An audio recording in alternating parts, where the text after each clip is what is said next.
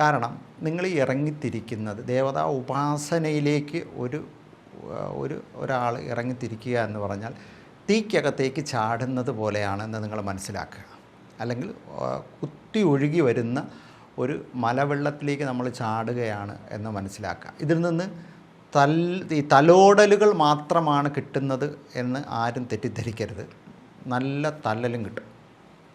ഒരു ദേവത യഥാർത്ഥത്തിൽ ഇപ്പം നമ്മൾ ഭദ്രകാളി തന്നെ എടുക്കാം. നമുക്ക് ഭദ്രകാളി പോലുള്ള അത്യുഗ്ര രൗദ്ര സ്വരൂപത്തിലുള്ള ഒരു ദേവത നമ്മൾ മന്ത്രജപവും പൂജകളും ഒരു എങ്ങനെ നമ്മളൊരു മന്ത്രം പഠിച്ച് ഒരു ദേവതയെ സിദ്ധെടുക്കുക, അല്ലെങ്കിൽ ദേവതയെ നമ്മളെ വശത്തേക്ക് കൊണ്ടുവരിക, അല്ലെങ്കിൽ ദേവത നമ്മളോടൊപ്പം നിൽക്കുന്നതിന് വേണ്ടി അക്ഷരലക്ഷം ജപിച്ച്, അപ്പോൾ ഏത് ദേവതയായിക്കോട്ടെ, അതിപ്പോൾ ഭദ്രകാളി നമുക്ക് പറയാം, എല്ലാവർക്കും അറിയാമെന്നുള്ളത് കേട്ടോ. അക്ഷരലക്ഷം ജപിച്ച് ആ ദേവതയെ നമ്മളിലേക്ക് കൊണ്ടുവരാനുള്ള ശ്രമം തുടങ്ങിക്കഴിഞ്ഞാൽ ചില ദേവതകൾ, ചില സാമ്പ്രദായിക ദേവതമാർ, ചില ദ്രാവിഡ ദേവതമാർ അത് പൂർണ്ണമായും നമ്മളിലേക്ക് എത്തുമ്പോൾ ഒരു ജീവൻ എടുക്കുന്നതായി കണ്ടിട്ടുണ്ട്.